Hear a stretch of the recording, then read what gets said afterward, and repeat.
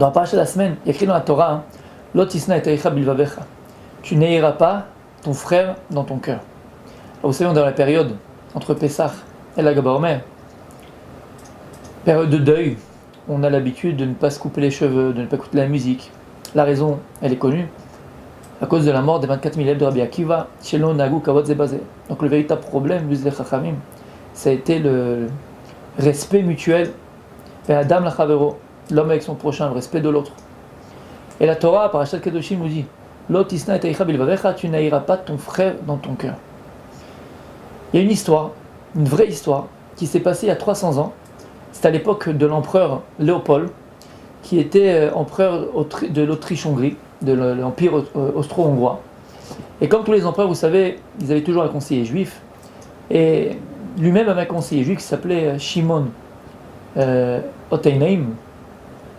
Et un jour, il s'est trouvé avec lui, et ils ont discuté du royaume, de l'empire, de ce qu'il y avait besoin, de ce qu'il n'y avait pas besoin, de ce qu'il devait arranger et pas arranger. Et à un moment donné, au milieu de la discussion, l'empereur Léopold pose la question à ce Shimon, son conseiller, lui dit « J'ai une question qui me trotte dans la tête depuis très longtemps. » Il dit quoi ? Il dit « Regarde, vous les juifs, vous êtes un peuple spécial. En quoi ? En quoi ? Dès qu'il y a un juif qui est dans la détresse, tous les juifs lui en aident. Dès qu'il y a un juif qui se fait arrêter dans un pays, même pas que dans le même pays, dans un autre pays, tous les juifs vont à la synagogue, ils prient pour lui, ils gênent pour lui. Il y a une entraide qu'on voit nulle part. Il dit, nous, chez nous, les goïms, lorsque tu vois un SDF par terre, sur le trottoir, à la limite, tu lui donnes un coup de pied, il t'empêche de passer, tu t'en fiches. Lorsqu'il y a un Français là-bas qui est arrêté en prison, nous, ici en Autriche, en Hongrie, on pleure, on jeûne, on prie pour... On s'en fout. Vous, les Juifs, vous avez cette particularité d'être unis, cette entraide entre vous qui est particulière. Il dit, alors c'est quoi ta question ? La question est simple. Si vous êtes tellement unis, vous êtes tellement entre vous, comment ça se fait que vous êtes encore en galoute ? Comment ça se fait que vous êtes encore en exil ? Là, le Shimon, le conseiller, donc l'empereur, réfléchit 2-3 minutes. Il dit, je t'ai dit la réponse. Pourquoi ? La raison ? À cause de la haine gratuite. Mishum sinatrinam. À cause de la haine gratuite. Il y a beaucoup de haine gratuite entre nous. Là, l'empereur s'énerve. Il dit, pardon, tu peux répéter ? Voilà, je t'ai donné la réponse, à cause de la haine gratuite. Il dit, mais tu te fiches de moi ? Moi, je viens de te dire que je vois chez vous, les Juifs, que vous êtes très unis, vous avez l'entraide, et toi, tu me dis la raison de votre exil, que vous êtes encore en exil, parce qu'il y a la haine gratuite. Mais tu te fiches de moi, c'est pas une réponse. Il commence à s'emporter, à s'énerver contre lui. Il lui dit, voilà, si dans 3 jours tu ne me donnes pas la réponse, ça va aller très mal pour toi et pour ton peuple. Et là, Shimon, il ne sait pas quoi faire. Il dit, mais c'était la réponse, qu'est-ce que je peux faire ? Il rentre chez lui et il jeûne. Il décide de jeûner et de faire Shelat Halom. Shelat Halom, c'est après un jeûne, de demander par rêve que Dieu vienne dévoiler la vraie raison. Et comment sortir de cette histoire ? Il va jeûner et le soir il rêve. On lui vient en rêve, on lui dit, sache une chose, que la réponse que tu as donnée à l'empereur, c'est cette réponse-là. Pourquoi vous êtes encore en galoute ? À cause de la haine gratuite. Et sache que dans 3 jours, l'empereur reviendra vers toi et il sera d'accord avec tes paroles. Ne t'inquiète pas. Il se lève le matin, il est content, il est rassuré. Pardon. L'empereur, lendemain, il sort avec sa cour à la chasse. Ils vont tous avec les chevaux, avec les chiens, ils vont en forêt pour aller chasser. Ils sont dans une clairière comme ça, et tout d'un coup l'empereur il voit un cerf, beau, magnifique, énorme, qui rentre dans la forêt. Et il n'y a que lui qui l'a vu. Il prend son cheval, tac, il commence à galoper derrière. Il rentre dans la forêt, l'empereur derrière le cerf, il va à droite, à gauche, droite, tac, il le cherche partout. Et à un moment donné, il le perd de vue. Et là, l'empereur il se retrouve perdu dans la forêt, il ne sait plus où il est. Il essaye de retrouver son chemin, il va, il retourne, il cherche, il ne trouve pas. La nuit commence à tomber, il commence un petit peu à paniquer. Il voit une colline au loin, il monte sur la colline avec son cheval, et il voit un fleuve devant lui. Et de l'autre côté du fleuve, il voit des lumières. Il dit, ça va être un village, je vais aller me réfugier là-bas. Il commence à faire nuit, il commence à faire froid, c'est dangereux, je vais aller là-bas. Il laisse son cheval, il enlève ses habits de roi, et il plonge dans le fleuve. Il plonge, il nage, jusqu'à l'autre côté du rivage. Il arrive, grelotte de froid, il fait nuit, et il tape à la première maison. Tape sur la première maison, la porte, tac, tac, tac. Et là, on ouvre la porte. J'en supplie. J'ai très froid. Sauvez-moi, il fait nuit, j'ai froid, j'ai pas mangé, sauvez-moi. Et là, il dit, paf, il claque la porte. Deuxième porte, il tape. Il dit, en supplie, je suis tout mouillé, je suis trempé, j'ai froid, j'ai faim. S'il vous plaît, sauvez-moi. Tac! Il forme la porte-nez. Ils n'ont pas reconnu l'empereur. Et là, il se dit, il faut que j'arrive à trouver une maison avec une mezouza dessus, une porte avec une mezouza dessus, il faut que je trouve un juif. Les juifs sont très hospitaliers, ils vont m'accueillir. C'est ce qu'il fait. Et à la fin, il trouve une maison où il y a une mezouza, il tape à la porte. Je vous en supplie, laissez-moi rentrer, donnez-moi à manger. J'ai froid, j'ai froid, je tremble de froid, il fait nuit, s'il vous plaît, sauvez-moi. Et là, le juif, il lui dit, rentre, bien sûr, rentrez vite. Il le fait rentrer chez lui, il le fait asseoir à côté d'un four pour se réchauffer. Il lui enlève ses vieux habits, tout mouillé, il lui donne une couverture, il le réchauffe, il lui donne une tasse de thé.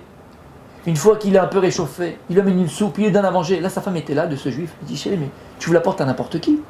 Peut-être c'est un brigand, peut-être que c'est un coup monté de mon fils. Qu'est-ce que tu fais? J'ai peur, je doute que cette personne soit honnête. Je lui dis, chérie, Kadosh Baruch Hu, il nous amène une mitzvah d'hospitalité comme ça, tu crois que ça va être quelque chose de mauvais? C'est pas possible. C'est sûr que c'est pour une mitzvah. Non, t'inquiète pas, ma femme. Et il lui donne à manger, il lui donne à boire, il lui donne un lit bien douillet, et il dort. Le lendemain matin, il se réveille. Il dit, voilà, maintenant il faut que je retourne à Vienne. Est-ce que tu peux me trouver quelqu'un qui m'accompagne à Vienne? Alors le juif, il dit, écoute, je suis cocher, donc si tu veux, je peux t'accompagner, aucun problème, avec plaisir. La femme, elle dit, chérie, mais qu'est-ce que tu fais? Peut-être que c'est un brigand au milieu du chemin, il va t'égorger, peut-être qu'il va te...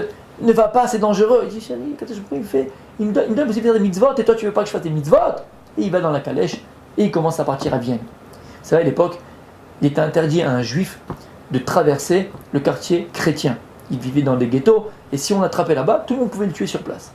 Donc ils arrivent à Vienne, ils arrivent à la limite où là où vous pouvez arriver que pour un juif. Il dit, voilà, je te laisse là, moi je suis juif, j'ai pas le droit de passer. Il dit, vas-y, tu peux continuer, ne t'inquiète pas, il t'arrivera rien. Il dit, mais je te dis que je peux pas passer, tu peux passer, n'aie pas peur. Fais-moi confiance, il t'arrivera rien du tout. T'as vu? Il tremble un peu et il avance. Ils arrivent à la porte du palais, il dit, voilà, là je peux pas aller plus loin, tu peux y aller, vas-y, au revoir. Il dit, non, tu peux y aller, je te dis, tu peux avancer. Il t'arrivera rien de grave, fais-moi confiance. Il est tout tremblant, il rentre. Il arrive devant la porte du palais, l'empereur donc, il sort vite de la calèche, il monte les marches, il parle à deux gardes, les deux gardes descendent, et il attrape là, il commence à pleurer, il dit, j'aurais dû écouter ma femme, écouter ma femme, pourquoi j'ai pas écouté ma femme, dans quelle galère je me suis mis. 1 heure plus tard, on arrive, t'as appelé devant l'empereur. Il dit, ça y est, il fait Kriyat Shema, il fait le vide, il fait le Kaddish, je pense qu'il va mourir. Pourquoi j'ai pas écouté ma femme, j'étais bête, j'avais tout pour moi, pourquoi? Il arrive devant l'empereur, maintenant il ne savait pas que c'était l'empereur. Il a les yeux baissés, il a honte de le regarder. L'empereur, il le regarde comme ça. Il dit, lève les yeux, juif! Il a honte. Il dit, je t'ordonne de lever les yeux. Il lève les yeux, il regarde l'empereur, et là, il le reconnaît. Il dit, tu me reconnais? C'est moi que tu as sauvé la nuit dernière. Et pour cet acte extraordinaire que tu as accompli envers moi, alors je vais te donner un cadeau. Ce que tu me demandes, je te l'exaucerai. Tous mes trésors sont ouverts devant toi. Toutes tes demandes seront exaucées. Ce que tu veux, je te le donne. Et là, le juif, c'est un petit Tunisien, non, on rigole. Niah, il est gentil, il est mignon. Il dit, non, grâce à Dieu, j'ai tout ce qu'il faut. Dieu m'a donné une femme, des enfants, j'ai tout ce qu'il faut. Bémet, j'ai pas besoin. Là, l'empereur, il insiste, il dit, écoute, j'ai une dette envers toi, je dois te la rendre. Je dois te payer cette dette-là. Alors je te demande une chose, tu me demandes ce que tu veux, je te le donnerai. Bon, le juif, il voit que l'empereur insiste. Il dit, bon, écoute, une chose vraiment, mais bon, regarde, je t'ai dit tout à l'heure, mon métier c'était cocher. Il dit, oui, bah oui, tu m'as accompagné avec ta calèche. Il dit, voilà, mon métier c'est cocher depuis 30 ans. Et ça fait 30 ans que j'étais le seul cocher de toute la région. Parnassa comme il fallait, j'étais tranquille. Depuis quelques semaines, j'ai un voisin, Maurice Taïeb, un juif, qui maintenant lui aussi fait cocher depuis quelques semaines. Et j'ai peur qu'il prenne sur ma Parnassa, sur mes clients, tout ça. Voilà, je veux que tu promulgues une loi qu'il n'y a que moi qui peux faire cocher et personne ne peut travailler. Là, l'empereur, il tombe de sa chaise. Il se relève, mais il dit, mais espèce d'imbécile, va! Tu m'aurais pu demander d'être gouverneur de la région, je te l'aurais donné. Tu m'aurais demandé de te donner tout l'or du monde, je te l'aurais donné. Et toi, qu'est-ce qu'il vient demander? Ton copain juif, là, ton voisin juif, parce que lui, maintenant, il va faire cocher comme toi. T'as peur qu'il te prenne de ses clients. Le pauvre petit juif, que lui aussi, il doit nourrir sa famille. Qu'est-ce qui t'a embêté? Au lieu de demander quelque chose pour toi, tu demandes quelque chose contre l'autre. Il a appelé à moi Shimon, mon conseiller. Il a appelé Shimon, son conseiller, il lui a dit, tu avais raison. Il a embrassé les mains, il lui a dit, tu avais raison. Je comprends maintenant pourquoi encore vous êtes en exil, à cause de la haine gratuite. Il lui a raconté l'histoire. Ce juif-là, il aurait pu demander quelque chose pour lui. Non, il a demandé quelque chose contre son ami. Il dit le Chida, Rabbi Yosef Azoulay. Chaim Yosef Azoulay. Il dit le Chida de cette histoire, on voit quelque chose d'extraordinaire. Il dit le Chida. La Géoula, la délivrance, n'aura pas lieu et ne viendra pas par l'accomplissement de nos mitzvot. On voit ce type-là, ce juif-là. Il a accompli la mitzvah d'Achnas HaTorah, de faire entrer des étrangers dans sa maison et donner hospitalité, malgré le danger. Après, il est parti, il l'a amené, il l'a fait, il a tout fait. Des mitzvot, on fait plein de mitzvot. La Géoula, on n'aura pas le mérite de la Géoula par les mitzvot. Tu peux mettre 18 filines sur ta tête, 14 mezuzot à ta porte. Une femme enceinte, elle a couché, tu as donné un gâteau. Ça, c'est vrai, c'est super, c'est magnifique. Mais la Géoula qu'on attend, la délivrance qu'on attend, il dit le Chida. Ça ne sera pas par le mérite de nos mitzvot. Elle n'a pas le mérite de quoi? La Avatrinam. Pas l'amour gratuit qu'on doit avoir envers nos frères. Tant qu'on n'a pas arrangé la sinatrinam, la haine gratuite. Et c'est quoi la haine gratuite? Combien de problèmes de voisinage on entend? Combien de problèmes on entend entre Ben Adam et Chavero? Il m'a piqué 3 cm du jardin, il m'a piqué 3 cm de la fenêtre, il m'a fait ceci, il m'a fait cela. Pourquoi tu regardes l'autre? Regarde ta propre existence. Aime ton frère pour ce qu'il est. Et qu'est-ce qu'il est, le juif? C'est un fils d'Akadosh Baruch Hu. C'est une Neshama Tehora.